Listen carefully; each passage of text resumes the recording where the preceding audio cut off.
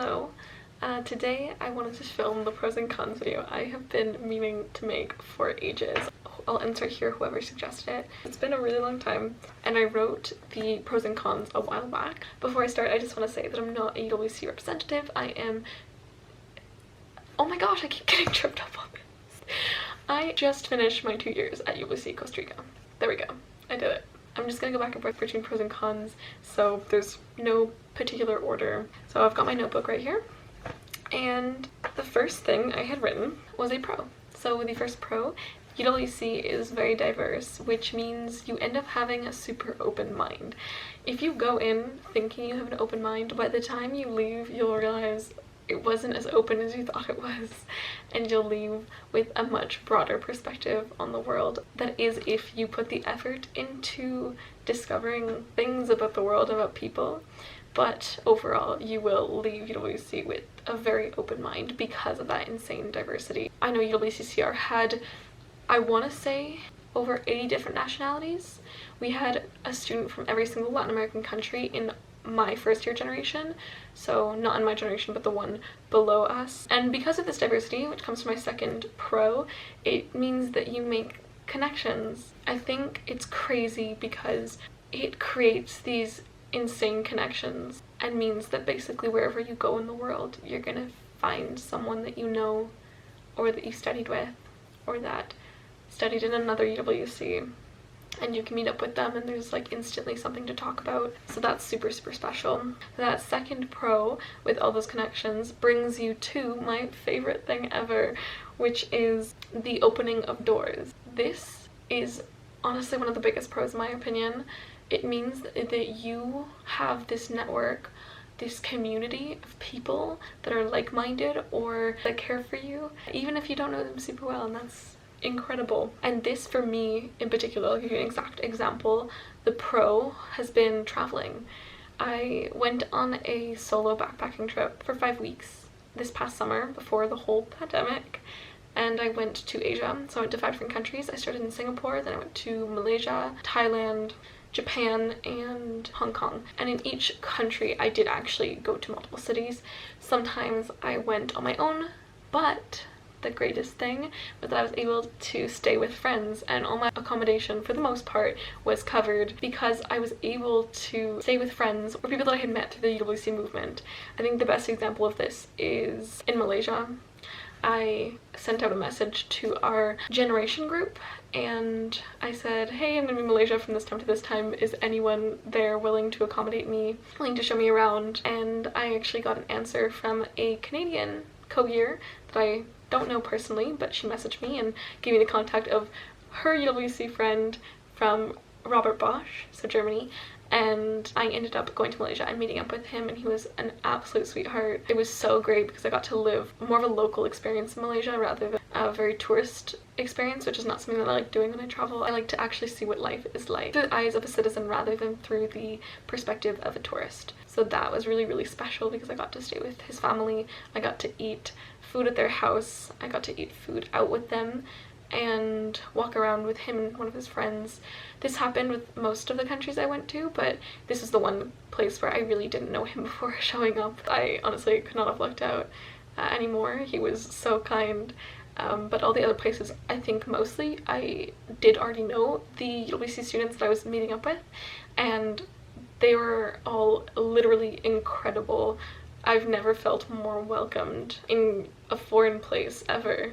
So UWC really brings those connections, and it's just my favorite thing. So having said that, a con would be, especially if you're an introvert, it is crazy. You are constantly surrounded by people.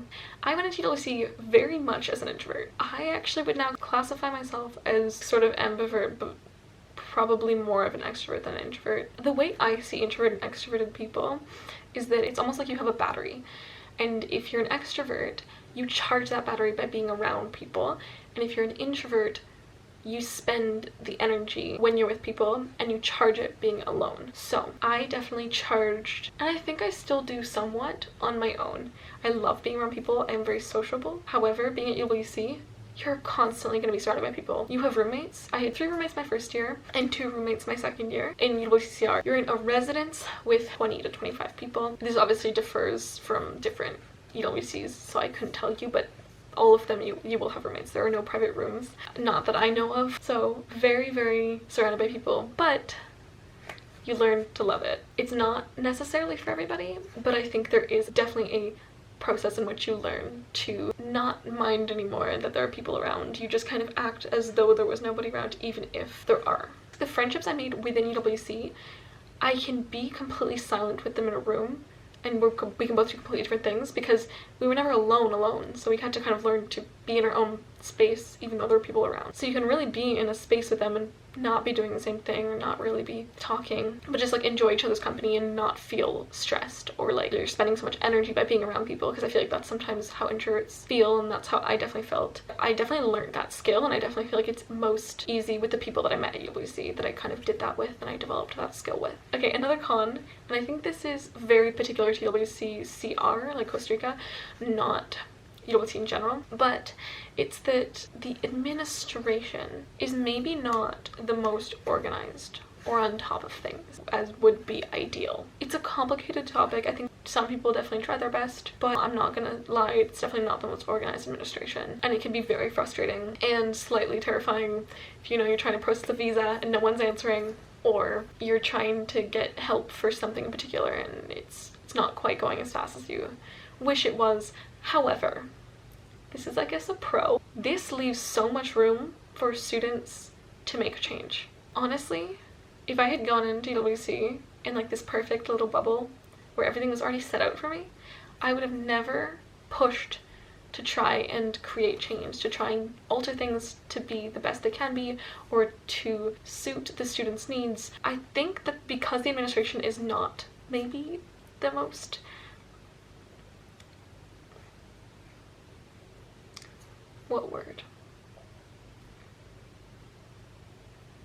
established? Sure. Because of that, it leaves so much room for students to be leaders and to create new fun concepts and ideas and, again, create change. And an example of this would actually be, there was a student, and this actually maybe ties to another con, which is the CAF food. It has definitely improved. I think every single year UWCCR has improved in cafeteria food. It honestly is so much better than it was when I arrived as a first year, but oh my, that took effort. And this is where the student comes in. There was a student that was also vegan. Oh, and I should mention, when I arrived at UWCCR, there was this guarantee that there was a vegan meal program. It was going to be vegan food. And when I got there, I found out there was no vegan food. I was served the same thing as everybody else, but minus the meat or the dairy or the egg. Also, there was a lot of cross-contamination, so like meat would get into vegans' plates and stuff like that because we had like the same line with like the same trays. The trays of food were in the same location. And there was another student, vegan student, this is where she comes in, who was like, that's not cool, I'm not gonna take that. So created a committee to fix this and to actually create like proper nutritious vegan meals, and I worked with her. There were, at the time, there weren't that many vegans. I want to say there were 5, and by the end of the whole process, or I guess the process kept going throughout the 2 years, but as the process kept going, the vegan food became better than the regular food, and then so many more people went vegan and went vegetarian. We created these 2 lines in the caf, so there was like 2 edges to the cafeteria. So there was like the meat side, and then there was the vegan and vegetarian side. That way there was no cross-contamination, and that was because nothing was set yet. There are parts of the school and things that aren't perfect, but that only leaves room for leadership. This next one is also a con, and I think this is one thing that is definitely across all UWCs very much present, and it's that the academics, as in the IB, along with UWC, is a lot.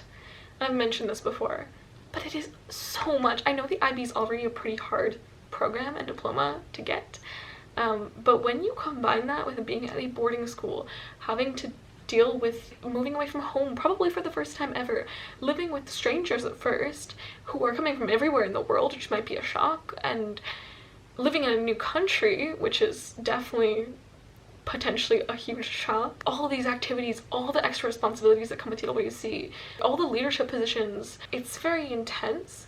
The academics are very challenging, and in order to enjoy the UWC experience, do you sacrifice some of it? There's this thing in the UWC movement, I'm pretty sure it's across all of the movement, it's called the 3 S's. Stands for sleep, studying, and socializing. And the idea is that you can only pick 2. You just can't balance all 3. You just cannot manage everything. I think a huge part of like for the reason why I decided I wanted to go to UWC was the UWC experience, not the academic experience. Like I was definitely into academics. I love learning. I've always been pretty good at academics.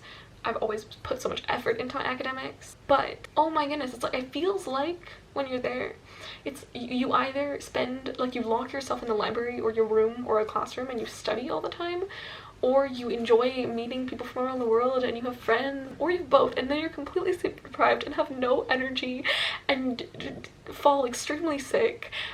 And then that leads me into my next point, actually my other con, which is you may experience culture shock, and this is very relevant with doctors, because depending on the country you go to, the medical response to how you may be feeling can differ a lot depending on where you are, right? So for example, some people, if they felt super sick and like incapable of going to classes, the doctor would just be like, have a tea, which like for most people is not normal. It's like, give me medicine. Tea is not gonna do anything. However, then when those things were changed, and actually students took leadership to kind of get that to move along, because they were like, I can't just get tea when I'm feeling awful, like it's more than that, I'm actually sick. When change was being made and then they started actually giving out medicine, people were like, wait, no, like I just have a headache, stop giving me like migraine pills. You can't please everybody. Like the doctors are not going to be responding exactly the way that your home country probably does,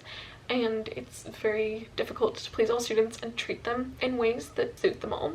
So I'd say the doctors and the nurses and all of that can be sort of a complex thing.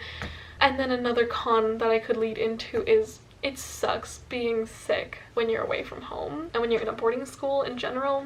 You get through it and eventually get used to it, and it's something you'll have to deal with in your life. It's not just at UWC, it's just that UWC happens to be the first time that a lot of people experience this. So, and on the flip side of that, independence. It is the first time for a lot of students that they are independent and free and able to do whatever they want, until you realize that that comes with responsibilities, which is I guess a con. Laundry, cooking if you want to do that, cleaning, and then if you want to add on top of that, you're not really independent because you're still treated like kids, because the school is still your guardian. And this is where it gets also really weird, because as I have mentioned before, the age range for UWC students can be from 15 to 21, which is a huge gap, right?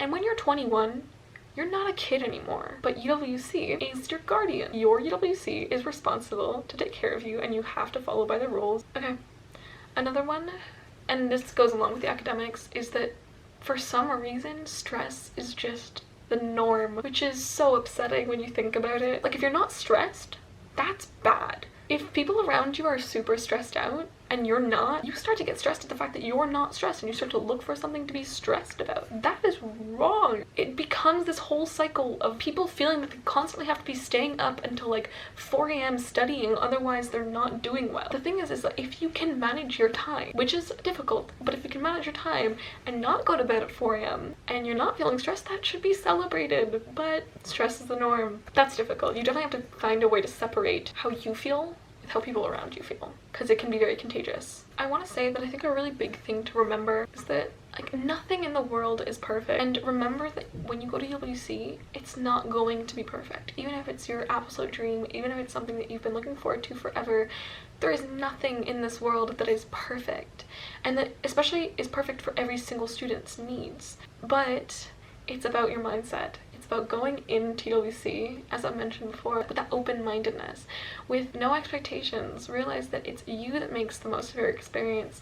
Realize that no matter what happens, it's how you frame that thought and that idea. Yeah, of course, there are things that suck, but turn it around. The administration is bad? Sure, okay, what can you do to change it? Instead of whining and complaining about things that are not perfect, make a difference. And that's a big part of being a UWC student. It's about taking leadership, being proactive, actually seeking out change. It's so easy to put all of our energy on the negative. When I got to UWC in the first place, I remember thinking, why the heck did they send me here? Like, why would my national committee send me here? This was not on my list. I did not ask to come to Costa Rica. But you know what? I learned so much from that environment, and I absolutely love that culture now, and it will always hold such an important place in my heart. Even though it was a shock at first, even though I wasn't super pleased by reframing my mindset and realizing how much I could learn from challenging myself by being in an environment that I didn't necessarily ask for, was incredible in terms of my progress and my growth mindset. I learned a lot. I would not change it for the world, even if it wasn't what I asked for. I've seen some comments about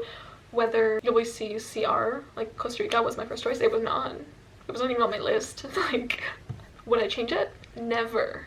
Ever, ever, ever. It's the best place I could have been, because that's how I choose to see it. And as I mentioned in one of my previous videos, it's so much about the community, and the people I met were so important to me. I would never change that. I know that someone asked for me to reflect on my experience, and it's really difficult to put that into words, but as I said, it was so special to me. These almost 2 years have been more than I could ever ask for.